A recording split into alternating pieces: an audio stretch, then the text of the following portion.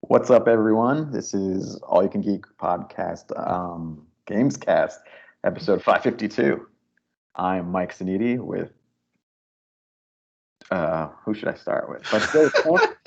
Should we start this over? No, we're doing it live. We're doing it. All right, let's do it. Do it live. Here with Tony, like I said. Yo. Corey. Ahoy! We're here. Without Jim, it's all craziness. It's madness. It's anarchy, as Jim would say in an old song he wrote for a crowd of one. Oh wow! Yeah, I made fun of him for being too figurative rather than literal, but it was a good word, a good use of anarchy. Honestly, Jim, I'm sorry about that. That's 10 years ago. Okay. Anyway, vindication. Anyway, so we have a Gamecast. We don't have Jim. His power is out. Sucks. Hopefully he gets it back because he's going to have a bad night's sleep, which he's worried about. He keeps mentioning, yeah. So we'll just get right into what we've been up to. Tony, you want to start us off? Yeah, sure. Just playing a bit more Mario Golf. Just having some fun with that. And then I picked up this game off the Steam sale called Troubleshooter. And what it is a Korean-developed indie game that's basically like XCOM, but set in a modern-ish, futuristic world where there's like people with powers and I don't know stuff. Like they haven't really explained it. I've literally only played it for like 2 hours, and like it's just world building right now. They haven't gotten to that, but like apparently there's these units called troubleshooters, and what they are is like I guess like heroes in a way. Like they have police, but there's so much crime in this fictional world because people have superpowers and whatnot that the police units like themselves don't have enough manpower to handle it and stuff like that. So you have these characters that have like superpowers or whatever, and they just like run around and capture enemies to make money and stuff like that. So a little My Hero Academia vibes there and stuff like that. And the art's really good. It's fully voiced in Korean with English subtitles and stuff like that. And actually, again, it's indie. It's like early access, whatever, and stuff like that. I mean, you can play the full game, but they're not done developing it fully yet. They're still working on it. Right. But it's pretty meaty from what I heard. They're calling this like a season 1 kind of thing. Apparently, it's going to be like an ongoing series of titles and stuff like that. So excited to see that. They actually just posted the other day how they're looking for Korean to English translators to help them with a bit of the localization efforts and stuff like that. But just getting into it, again, it's fun just playing that RTS strategy, or not RTS, but like third-person tactical strategy game. Because like again, it's talking skills. I mean, like, all right, my dude has like a 90-something% chance to hit this. Let's go for it. And then it's like you just see miss or dodge. You're just like, oh, they're like, I was counting on that. And like now your whole strategy is just fucked up because that unit didn't die. And you're like, oh man. So brings back those old XCOM days. Yep. And then the last thing I've been up to is Smash Brothers came out with the latest character, Kazuya from Tekken. And I haven't been a big Tekken person since like I think 3 on the original PlayStation or whatever like that. So I barely remember him. But playing him in Smash Brothers is ridiculous because it's one of those things where like you just hit the button and he like goes into like this combo thing because Smash Brothers isn't like combo oriented like Tekken fighting is, where it's like 21 hit combo, cool, or something like that. It's like okay, but then he has a projectile and like he has like super armor frames and stuff like that, so he can just tank shots like as people are hitting him and stuff, and then he can just launch his own combos. I'm just like. It's astounding because I'm not really excited for the character himself, but just again seeing how Sakurai and the team have implemented another character from a completely different series and adopted it for the Smash Brothers formula, because it started with like Ryu and Ken from Street Fighter, and then like Terry Bogard from SNK, and then obviously Steve from Minecraft. They had to overdo like I think like the stage environment and stuff like that. So it's just cool seeing again like another way of them like, Joker from Persona. yeah, Joker, you know, Bayonetta, like all these things where like they just have to like really change up the engine and stuff like that, which I just think is really impressive because each time you do that, you're like, oh, are we gonna break something here? Like, you know, how many glitches are we gonna introduce with this? But that's been fun, and it's kind of funny too because I did a couple test matches against rank 9 CPU, and that's the highest it goes. And rank 9 CPU is like borderline cheating a lot of times because I feel like they read your inputs a lot, where it's like, oh, they'll do like perfect frame counters and parries and stuff like that. But the computer absolutely couldn't do shit against Kazi. So like, I think it's just exploiting that like they don't know how to counteract like just the way he plays and stuff like that. Because you know, like I said, he has super armor, so it's like I go in for a punch and they try to punch back, but because of the super armor, like my thing just goes through, and they're like, well, I guess I die then and stuff like that. So it's pretty interesting. No, it's impressive how many characters they've already added and how unique and different all these characters have been, and adding in what makes the characters unique themselves, like giving them those abilities and features of the character to make them feel like the character from their games. It's important to keep it true to the character. I think maybe more than I would say more than balance. I know some people would get offended by that, but I think it's more important the characters are the characters. Mm-hmm. Yeah, and that's what's great because like you can have like, oh, let's get a guest character, but they're gonna play like the game they're in, like you know, and not to say that we don't know what Batman plays like, but like let's say or Joker plays like, but let's just get Joker in Mortal Kombat. Like he's gonna play like a Mortal Kombat character. Like that's how it's gonna be. It's like So yeah, it's interesting. And with this, there's only one more character left, and I forget if I mentioned it the week that it got announced, but there will not be a third fighter pass or anything like that. So this is absolutely going to be the next the next character is gonna be the last character, and it's kind of like mind-boggling to me, and like also like kind of sad in a way because the way it worked out was, you know, when Smash Brothers for 3DS and Wii U came out, like it was like 3 years of hype for that. And then it was only 2 years until Smash Brothers Ultimate was announced for the Switch because they used a lot of the same assets and engine and just improved upon that. So you just had more and more new characters announced. And that was for the past 2.5 years or whatever like that. And now it's like, wait a second, we had like 6 years of solid like Smash Brothers character, stage, etc. announcement. It's like, it's going to be on. And I'm just like, wow, like, okay, I guess we're done. And he said multiple times already that like, yeah, this is probably gonna be my life's work. Like, I don't like. He's like, I don't know how he would ever like magnum opus. Yeah, he even said like he's like, if we ever made a sequel to Smash Brothers Ultimate, I don't even know how we would like do it because I think by the end they're gonna be up to like 90 characters or 96 characters, something like that, something absurd. And it's just like it's even more than Marvel vs. Capcom. Jeez. Yeah. So it's just holy shit. That's a huge roster. Yeah. So end of an era. And that last character is gonna have like huge, huge weight. What is the going rate here on who it's gonna be? So that's the funny thing. Real quick about this is in the video where Kazuya was announced at the I think it was E3. Not only did he announce Kazuya, he simultaneously like deconfirmed some characters because the way it works is 99% of the time if somebody gets a Mii outfit. In that, like, hey, look, like Sans from Undertale, or whatever, Heihachi from also Tekken, yeah. It's like, oh, he's not gonna be. I was like, wait, he's in Soul. That was only like Soul Calibur 2 or whatever garbage for PS2. Yeah. It's like, oh, they're not a character. So in the same video, shows up on the screen is fucking Dante Mii, and people were like howling for like Dante to be in this for years, and it's like, yeah, you got a Mii outfit. And it's like. Womp womp womp, and then another front runner was Shantae from the Shantae game series. The pirate girl, like yeah, the pirate girl. She got a Mii costume, like so now she's deconfirmed, and those are like the two big ones on the list. So it's like, who knows? Like who knows? Like it's got to be Master Chief, right? Close it out. Joanna Dark. Yeah.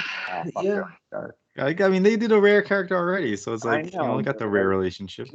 I would agree with you there, Mike. I'm just saying Master Chief would be awesome because that's what I would think with the Microsoft ties.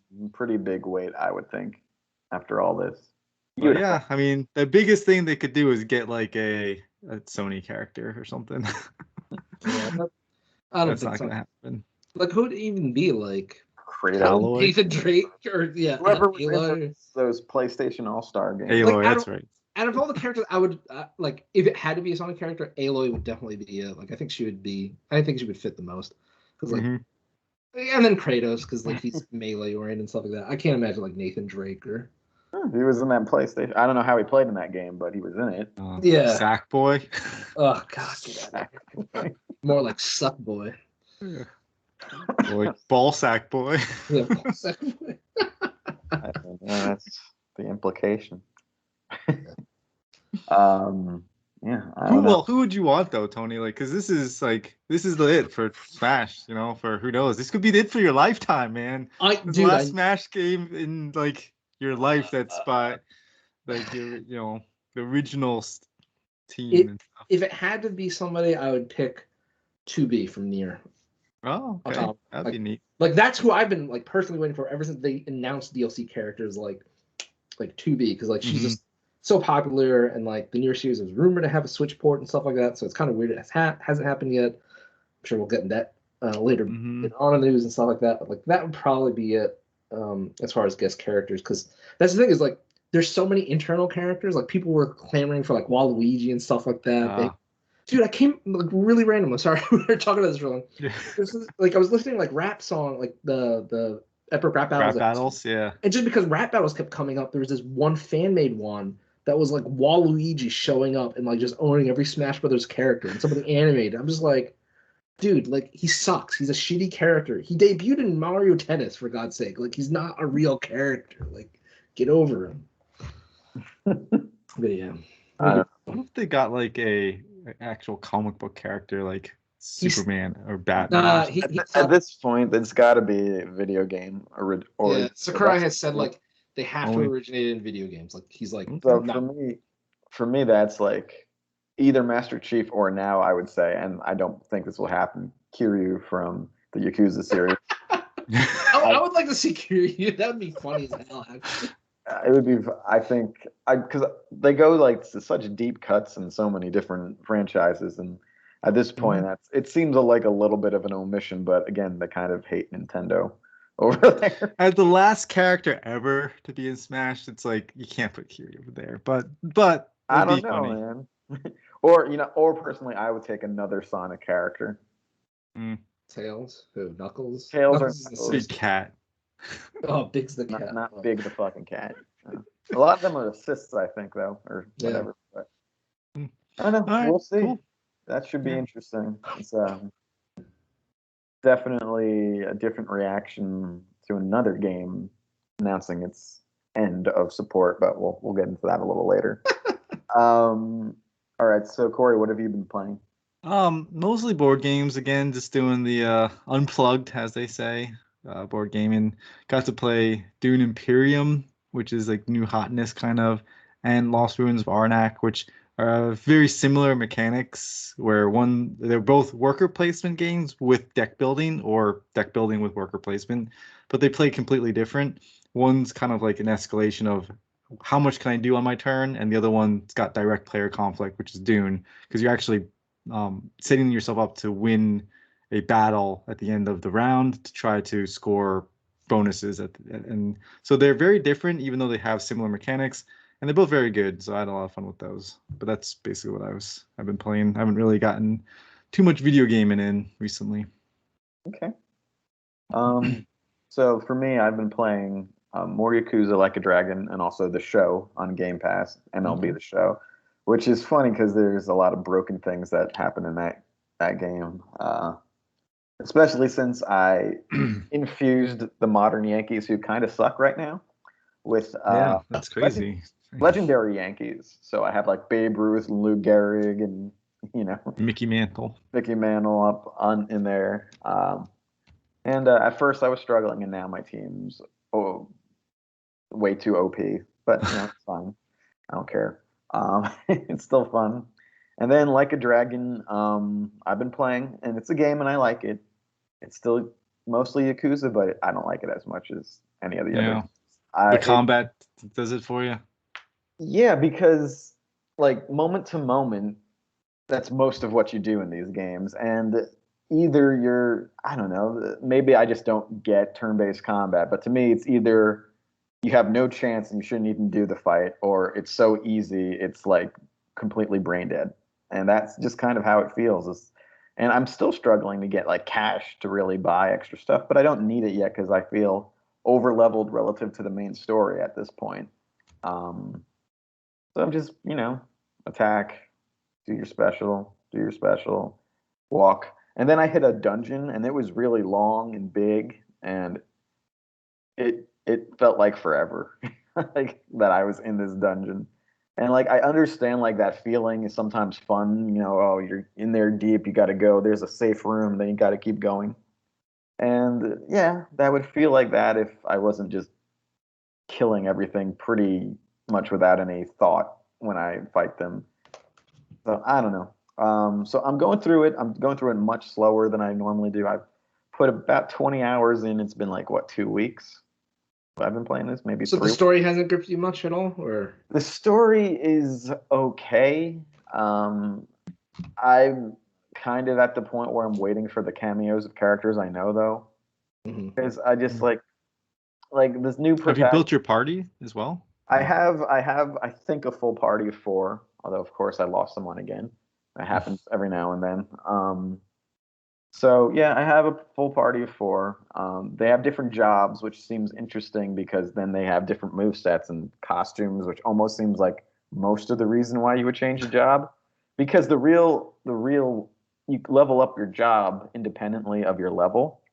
So if you change your job, suddenly you're just going to nerf yourself. So I don't feel that compelled to change the job, but at the same time, that'll give me some new moves to look at least. But I don't know. I might do it when I'm like done with the main quest in case like that does cause me some issues. And the combat, like the RPG turn-based stuff, like still doesn't do anything for you. No, like I said, like the way it seems to be, it's either brain dead like easy, or I shouldn't be in this fight. Like there's like one end of the spectrum. The other.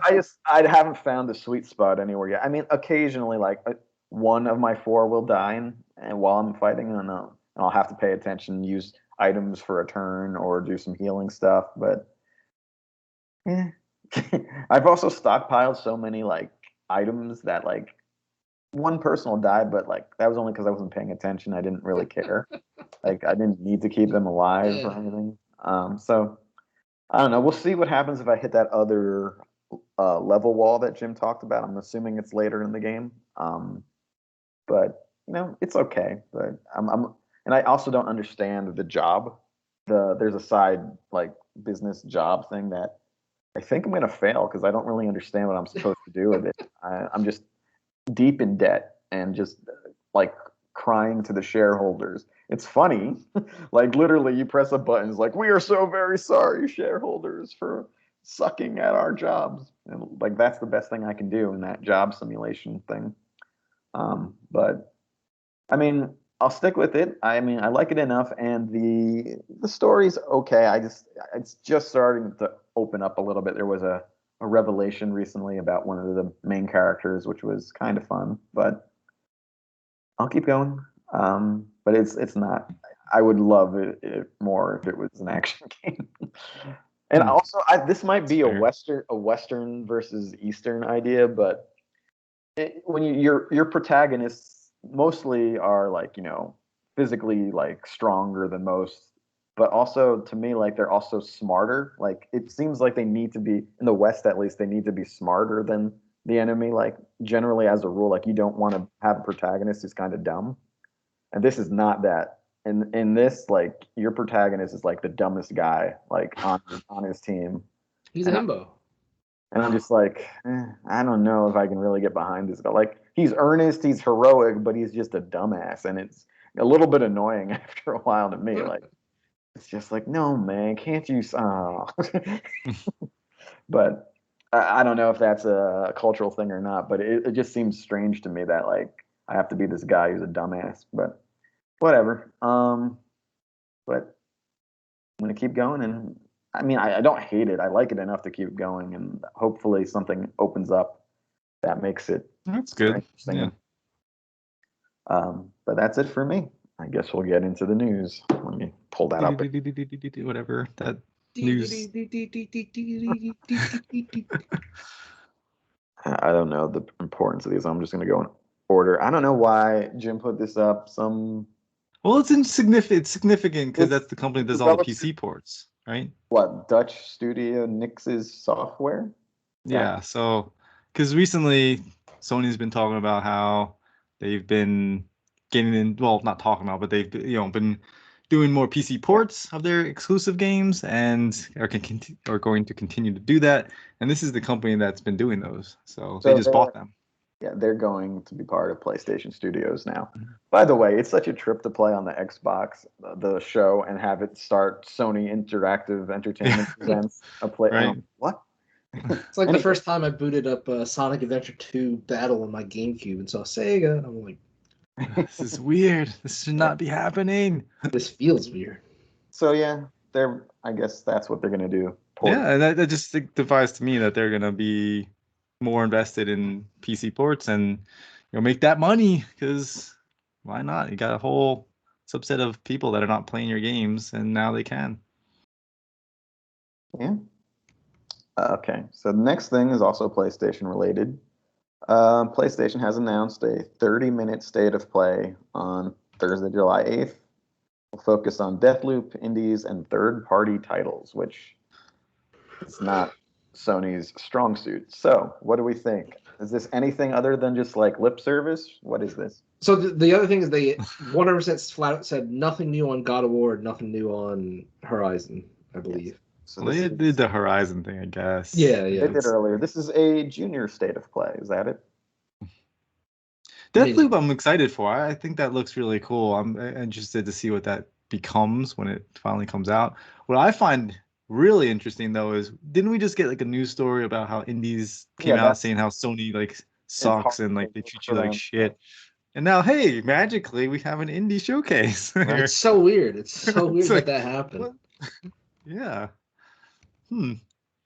I'll say. But yeah, we'll see. I mean, that's not until later this week, so we will report on that next week, I suppose. Yep. Yeah. I think I'll skip that for now. Let's see. Did we mention the Dead Space remake being developed on here yet, or no? No, not yet. But I think we were talking about something. We talked about it on Discord. I know that. Yeah. So there's a report that Dead Space remake is being developed by EA, and it's a remake of the original game. So that would be cool. Like, because Schreier's book talks about Dead Space, and it's interesting where that story goes, and if they can not let corporate, interference. Yeah, exactly. Take over. This could be really cool. It was really so cool how like they talked about starting up. Was like, if I'm summarizing the book well, like they were like, they came together, they did Dead Space 1, a little rough around the edges because it was the first time I think most of the team had done any type of survival horror game. Yep. But it still came out, was moderately successful, and they got greenlit for a sequel almost immediately. And then did Dead Space 2 because they had the experience, they had the majority of the same team, this and the other thing. They hit the ground running, made pretty much like a masterpiece. And then for for 3, EA's like, you need to implement multiplayer, introduce this character that nobody sucks. You can do co-op with a friend because we need to combat used game sales. So blah blah blah. And it's like, I mean, what? When it's all said and done, blame GameStop. If GameStop didn't exist, we wouldn't be trading in our games, right? So no, if it wasn't I'm just kidding. I want to throw it in there for Jim. Yeah. For somebody that complains about GameStop so much, he uses them very often. But no, I'd love to see a reimagining of the first one to make it scarier, like use modern technology. Oh, I love the first 2 Dead Space games. They were fantastic. Yeah. I think we did talk about this. I remember mentioning like the eye sequence in the second game where you have to like and I was like yeah. We were talking about it recently, and I didn't go back because I meant to when we were talking about it. I was like, Resident Evil 2 remake did so well. I was like, watch, like EA's gonna come out and be like, hey guys, Dead Space remake because we want that cash money too. And like, here we are, like a month later. It's like, And the rumor, I think it was Jeff Grubb, he was like, yeah, they saw the Resident Evil 2 remake money. And like, we want them. I'm like, wow, well, that money speaks volumes, I guess. So it's really cool. Hopefully, obviously, we get to Dead Space 2 and stuff like that. And maybe, maybe they can redo 3 and tool around with it a bit more. Again, EA and the rule of 3 is they just don't have a good track record. So, no. Yeah. All right. Although, I have to say, Battlefield 3 was really good. But anyway, moving on, Mike. All right. I'll go into this one. Mortal Kombat 11 announced, well, NetherRealm announced that Mortal Kombat 11 isn't getting more DLC. Now, That's it. You're done. The reaction to this has been super toxic, and it's really stupid. Because to me, this game got supported way more than it had any right being supported. Easily. It's their bread and butter. Their studio is named after this game. I understand that, but 2.5 years is like twice as much as any other game they've made has gotten support. The other Mortal Kombat games got maybe a year. So I think people should be pretty happy with what they've done with this. But like when Aftermath came out, it was already a little long in the tooth, in my opinion. The game, I went back to play as Joker for a little bit, and then I'm like, why am I playing this now? Why did I even buy this? Like, this is interesting, but like I'm done with this game. I cleared out the crypt, I found everything, I beat the things. The gear in this isn't that interesting compared to Injustice, so I don't know why I'm playing this again. And it's at its core, it's a fighting game, and it's mostly a single player friendly fighting game. But 2.5 years is a long time to support something like this. So I think it's about time. I think it's overdue, honestly, because I've been waiting for Injustice 3 or anything else really from them for a long time. Yeah, I mean, this definitely tells me that they're focusing on the next title, which, I mean... Well, their words almost sounded like they were just starting now, which is a little discouraging. So, I mean, the thing is to keep in mind is that DLC content never takes as much resources as full game production does. So I'm sure they had, I'm just going to throw out a number here. Half of the team working on the DLC, pipeline and stuff like that. And the other half of the team is probably in pre-production of whatever game they're working on next. And pre-production doesn't mean it's not like they're not doing things, not creating stuff. It's just production means hey, we're greenlit with this idea, whatever it is. We have the cash flow, we have, blah, blah, blah, and now we execute on it. So it very well could be they've been working out Injustice 3 story, the characters, whatever, and stuff like that. It's it sounds like they're gearing up to go full throttle and, do the mass hiring, this, that, and the other thing where it's hey, cool, we're full on working on whatever the thing is. Because as we can see with we're at the point, we're at the point now we can start making the game that we've been planning.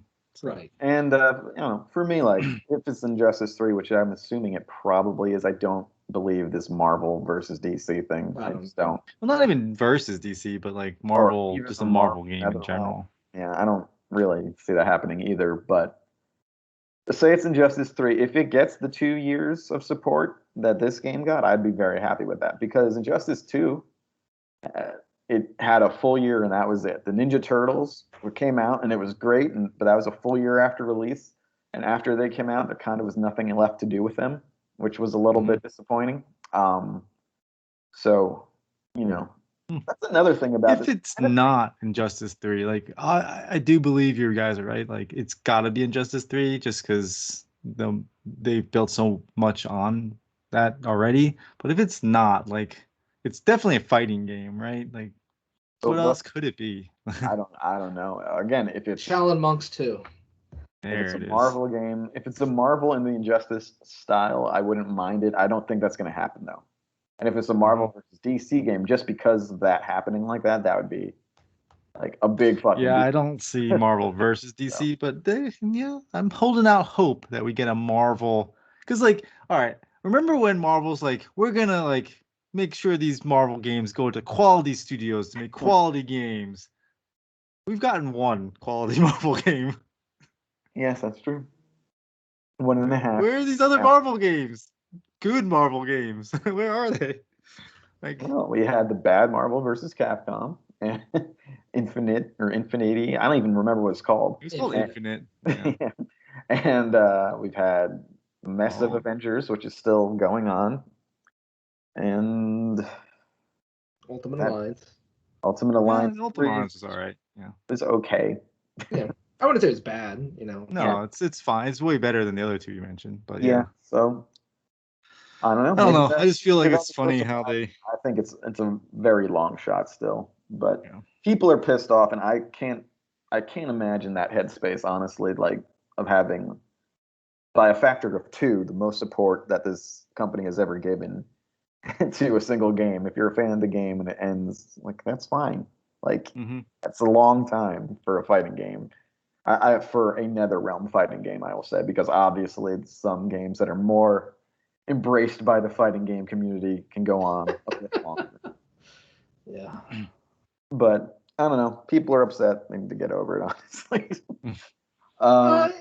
Yeah, I mean, real quick, just to say, like, the thing is, we're at a point where, like, theoretically, fighting games could be supported post-launch almost indefinitely, I would say, right? Well, and I would say, like, I don't know if this is supposedly includes patches as well or not. I mean, I'm sure there'll be minor, like, bug and code, whatnot, and maybe some cosmetic or item shit. I don't even know what's in the game, but, like, I read it as, like, hey, no characters, no stages, nothing like that. Just no big DLCs, storyline DLCs. Yeah, exactly. So it's kind of like, the whole thing of, like, at some point, you do have to cut off the tail, or the head, so to speak, to be like, we need to move on. Otherwise, we'll never be able to say Mortal Kombat 12 or whatever it is and stuff like that. But at the same time, when you have such a good reception to a series like, Mortal Kombat 11 sold really well. I think Injustice 2 even sold well. You talk about Smash Brothers. Tekken 7 is selling. This game did still make the top. What was it? Was it the top 10 or at least the top 20? Like, the thing with it too, though, is like what it's interesting is like Mortal Kombat storylines are really good, and so like you do want to get that next one to see where the story goes as well. And they actually did do a story DLC, which was also a first for them, like a pretty substantial story DLC. A little overpriced in my opinion, but it was there. So again, this game got a lot of love. Maybe they could have extended it a little longer since it does still sell pretty well, surprisingly. But to me, I don't know. I'm just ready for. You want that DC shit, man? I know. No. I'm just ready for the other games because, I mean, I liked this game and I played it a lot. Like I said, I cleared the crypt pretty much. Like that's at least what was there in the vanilla crypt. I don't know if there's new crypt stuff or not, but I played it and I'm done. I've been done for like years with this game, so I don't know. People are upset still, though. Well, whatever. Let's see. Now we'll go to so now there's also a report. Kojima officially inked a deal with Microsoft. That's a report, though. But so they're going to produce his next project, probably.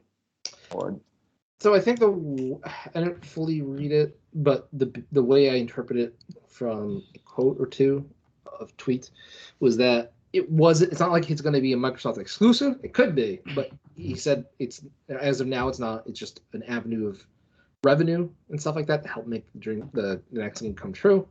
So at the very least, it will be on Xbox platforms. But I can't imagine Sony won't throw money at him for they have decades of history with him, so I doubt they're gonna walk away from it. No, I saw it as him putting whatever next game out on Xbox as well, unlike Death Stranding.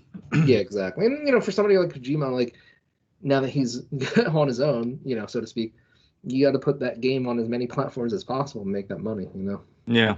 And he got to make the game that he's always wanted to make. So it's like now that's out of the system. Maybe we'll get something that's even better. So what'd you say, Mike? You think whatever he makes next gets on Game Pass because of this? Could be. Yeah. I mean, that's the thing. Microsoft is all about that day one Game Pass. Like, fuck off. Like, fuck you, Sony money. Like, just. Oh, especially if it's coming out on Sony too. Get that on Game Pass. Yeah, that's competitive advantage. It is. Yeah. It's like, I could spend $60 to get half a year of Game Pass, or it's not even 60. It's it's going to be $70. It's like spend $70 to get it on PlayStation own, or use it towards a year's subscription of Game Pass and get all these other games. Like, kind of a no-brainer. So related, this it's all their Xbox All Access thing. So this seems like a ridiculous deal. Can you explain it a little? Where is it? Let me see. That's the last thing you put in there. Oh, yeah. So this is basically just the thing they were doing. I think with the 360, they launched it in like last year, the 360, and they did it again for the One. Yeah. But basically, this is a way of you leasing an Xbox and it's like what you do with your phones, kind of. You used to do with your phones because they don't do that anymore. Fair. You're subsidizing it. So basically, let's see. And they made this weird / funny like music video to go along with it if you click the tweet and stuff like that. But it says at Xbox, we're always looking for ways to give our fans even more choice in how to jump to the next generation of gaming and to have some fun doing it. Blah, blah, blah. Xbox All Access is launching, giving you access to everything you need to get playing. Either an Xbox Series X or Series S and 24 months of Xbox Game Pass Ultimate from just $24.99 a month for 24 months with no upfront cost. So again, this is one of those things that I'm pretty sure we talked about. Like, by the time this launched on 360, like that generation was over, and even for Xbox One, I don't think they hammered it until a little later on. I could be wrong, but we're a year in, and for a consumer who doesn't have loyalty to either brand or anything like that, being able to take home a system, pay $25 a month, and have Game Pass Access Ultimate, like that is a really good proposition, I have to say. It's hard to beat because especially when you're looking at like a $500 console, it's like, and that's not even including like games, or PlayStation Plus or anything like that. It's like how do you compete against that? And I'm just doing the math here. So that comes out to $600. For that for 2 years, and like if you factor in the price of the Game Pass, like I guess you're breaking even, but like rather than spending $600 up front, you paid over $25. Yeah, over 2 years. Like that's crazy. And like to be honest, like we'll see how it goes, but this might tempt me to like go with that before a PS5. Again, it all depends on the games. By the end of the year, I can't imagine my thing going either way, but next year we'll see. It's like it's gonna be one of those things where like it's even me, like I'm like, well, maybe I could upgrade from a One for for a low monthly rate. Yeah, I mean it's so crazy, like $25 a month. Like I'm just trying to think of what $25 a month can get you in terms of entertainment value. Like that's Netflix and one of the like shittier services, I guess, or something like that, or like Disney Plus and like Hulu or something like that, where it's like okay, like $25 a month and you get next gen gaming plus Game Pass. Because that's the thing, is like before, I think the cost was like you pay a little bit more and that made sense, but like again, you didn't come with any games or anything like that. This is like, there you go, Game Pass. And for Microsoft, Game Pass Ultimate too. Game Pass Ultimate, right.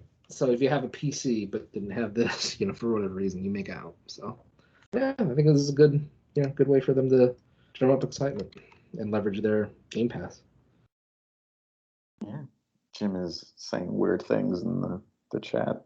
Well, that was a while ago. All right. Anyway, all right. So now we're gonna get into some some shit. So, is this the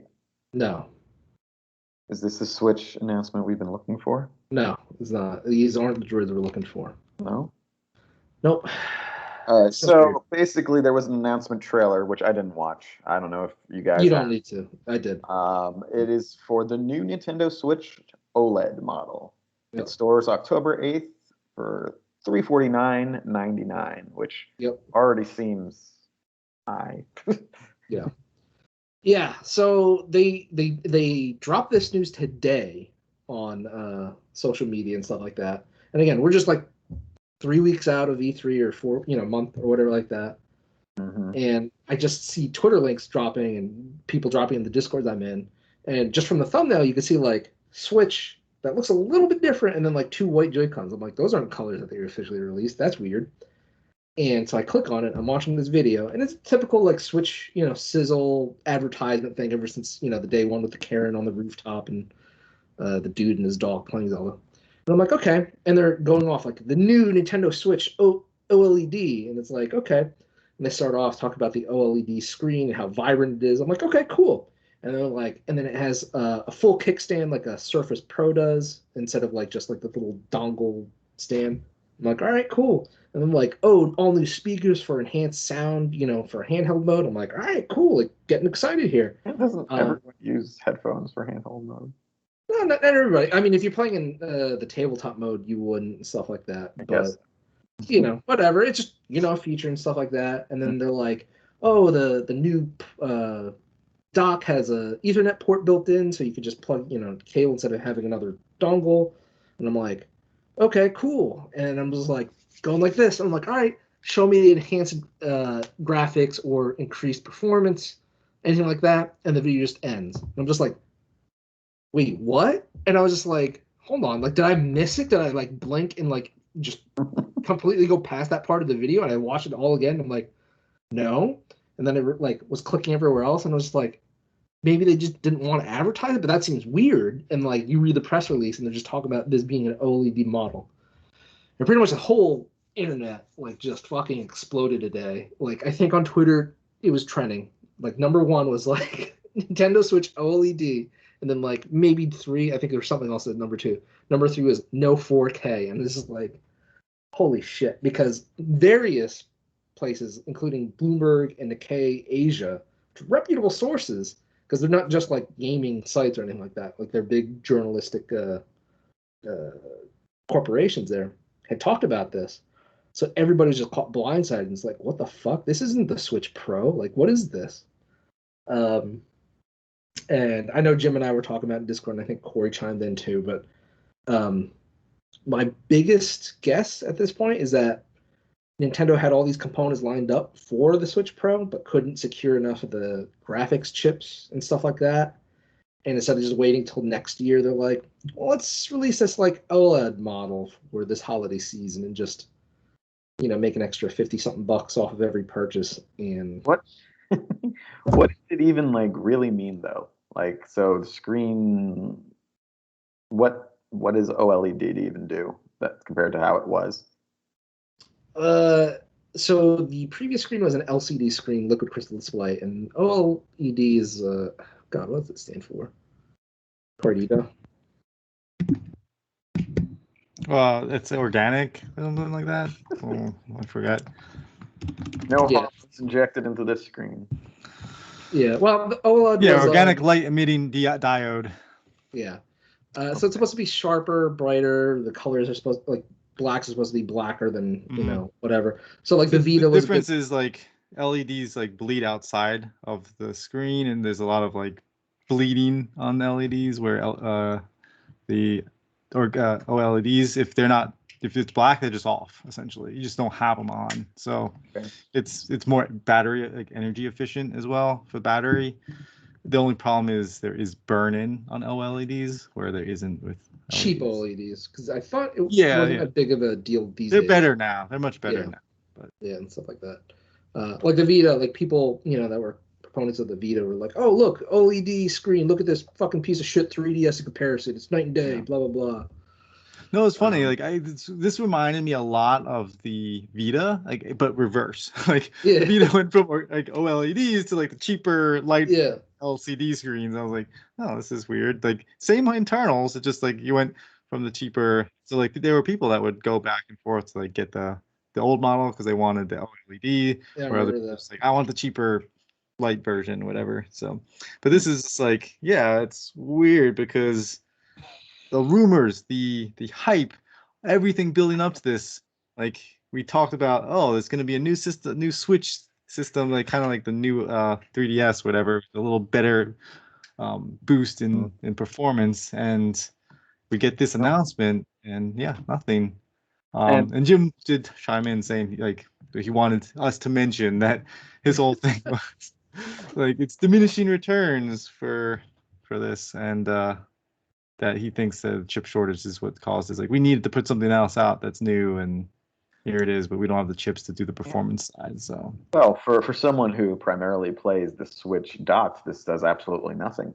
Yeah, absolutely. Yeah, because you won't get the benefit. Well, hey, you could plug your Ethernet cord directly into the dock now. There's that. Okay.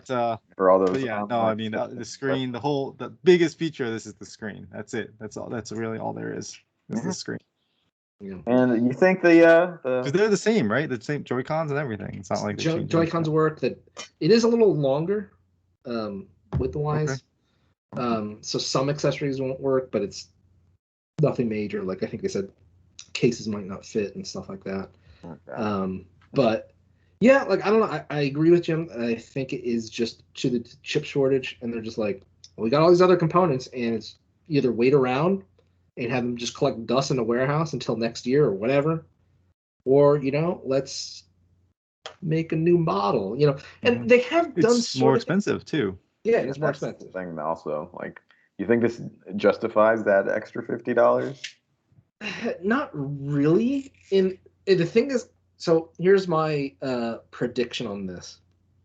Switch Pro has to exist in some form. Like there was just way too many rumors, and not even just from like game industry inside. It's just too much smoke. Too much smoke for not be a fire. I do think we see the Switch Pro next year after they can secure or whatever do to alleviate the chip shortage issues and stuff like that. I do feel like they had they bought all these other components. We're like, let's make some money this holiday season, boys and girls. It's like let's get them, because the thing is, $50 is not that drastic of a difference. Like for somebody that's like, oh, I want a new Nintendo Switch, like you have the Nintendo Switch OLED at $200, the base model at $300, or this OLED model at $349. Like you have to be a very specific. Like the only model then is it's like, do I know I never ever want to play it portable? Then just get the Switch base edition. But for anybody else, it's like, well, I mean, why wouldn't I just pay $50 more to get a better screen, better? I also have a feeling the base Switch is going to be harder to get just because there's going to be less of them. Just have a feeling on that. That's where I'm getting at. I predict that next year we do finally get that 4K Switch, whatever it's going to be called, right? And the Switch OLED model is going to replace the Switch base model. Yeah. They'll drop the price. They'll discontinue so have a 400, a 350, and a 200. You think? I think by that point they'll lower the price of the OLED to go down to $299. So you'll have the Switch Lite at $199. You'll have the Switch OLED at $299, and you'll have the Switch Pro at $399. That's my prediction now. Okay. But it's so disappointing, and I guarantee you, this just gives more credence that Zelda's way way far off. So. Mm-hmm. Because I guarantee that's what they want to launch the system with is the new hardware, because that would absolutely 100% sell the system. Like, I can't think of another title that would sell the system day one. Mario Kart in the long term probably, but not a new Mario game. Nothing. I mean, it would, but not to the degree of Zelda. I remember when the Switch launched, you couldn't find them because people were just buying the games. Zelda was out doing it. And Zelda, the attach ratio was there's more Zelda copies sold than the word Switch systems. It's like, how does that even happen? People just waiting around. So it's definitely disappointing, at least for me personally, because I really wanted that new model. Especially because I think we're all on the side, and we've converted Jim. Let's just say this now: we've converted Jim, but we're all on the side of performance over screen resolution. We don't necessarily need a better screen; we want better performance. Yep. So, give us 60 frames consistent basis. That's what Jim wants. He's saying. Yeah, and that's been my issues. I prefer 60 frames per second. It just feels better. It plays better, in my opinion. That's the sweet spot. And that was the argument when the 1 and the 4 came out. It was like, why are we focusing so much on resolution? It's not what stupid. You want to focus on. Yeah, it's so stupid. And unlimited frames. Yeah. Unlocked or unsynced frames, stuff like that. So it's definitely disappointing. And watching that video was one of the biggest cases of blue balls ever, because I was just watching. I was like, okay, cool. That's a nice feature. Wasn't expecting that. And it just nice little touches for the main course. Yeah, I was like, what? Excuse me, and stuff like that. And it's such a shame because you look at the redone box art, this and the other thing. And you're like, okay, this is really cool. But showing off Metroid with it. Yeah, exactly. And it's launching the same day as Metroid Dread, so that's cool. That will also help sell, I think, Metroid games and stuff like that. But to me, this felt like one of those oddball years where like Apple did the same thing, where like Apple's like, oh, this is the new iPad, or whatever bullshit like they would do every now and then. It's like, wait, what? And it was just like a unique 1 year thing, and then the next year they just went back to like, oh, it's the iPad 7, or I don't know the number, like whatever the terminology that started using, and it's like, wait, what? Like, this doesn't make sense. But to anybody but the company, like Apple and Nintendo, it's like, all right, whatever. Yeah, I could see this like being the year or a year and a half later type of system, like for the holiday, whatever. But this is like we're way beyond that now. Like we needed that incremental upgrade that the PlayStation 4 and Xbox One got at this point. Yeah, I mean that's the other thing. It's gonna happen. It's just like, yeah, I feel like it's gonna be late. At this point, like, do you really just want to have another Switch, or do you want to have a system that's gonna be better? That's where I'm thinking now, is like, if you're gonna just put this like little screen upgrade out, are you really gonna just put another like incremental upgrade out again in a year? It's like, really? Might as well just put a new Switch out, Switch 2 or whatever. Make everything backwards compatible. But I mean, the way you got to think about it too is like Nintendo is notorious for doing this, especially with their portable systems. Like, I mean, Game Boy, you had Game Boy Advance, you had Game Boy Advance SP. There was another revision. Like, this is their main system though. It's not. It's not a Game Boy. No, it's both now. That's the thing. I know, but it's still like, come on. You're trying to tell me like, I don't know. What if they moved departments for that? We'll see. I guess. Yeah, but yeah, I could see how like you could be like, oh, we'll just fall into the whole Game Boy Color and Game Boy Advance with the flip screen now, and it always does that. Like even like the DS, the DS was a flopping system until the DS Lite revision came out, and then all of a sudden it was like, oh shit, everybody wants new 3DS. Yeah, 3D, like it was 3DS, 3XL. No 3D, 3DS. Yeah, like 2DS, 2DS XL, like new 2DS or new 3DS XL. I was like, wait, oh my god, like there's so many product lines. And I get it, like you just, it's one of those things where like you just don't want the irons to cool or whatever but those are cheaper. That's the thing, is they were cheaper where they were more affordable. Here you're talking about a full-blown system. Nintendo got that taste of like, hey man, Switch, anything with Switch on it is gonna sell, so might as well. And you can thank Sony and Microsoft for paving the way. It's like, oh look, $500 systems. Yeah, people will pay that, especially in post-COVID prices. Like, and like, oh, we're $100 cheaper, $150 cheaper. Yeah, it's easy, easy money. Easy money. Oh man. Well, I think that's it for this Gamecast. You can email us at allyoucangeek@gmail.com. We're on Podbean. Check us out on iTunes. We're on YouTube at AYCG, All You Can Geek. We even have a Facebook. You can talk to us there. Tell us what you think about this half of a half, a quarter update, or whatever you would call this. Is it even that? I don't know. Anything else we talked about. Until next time, then.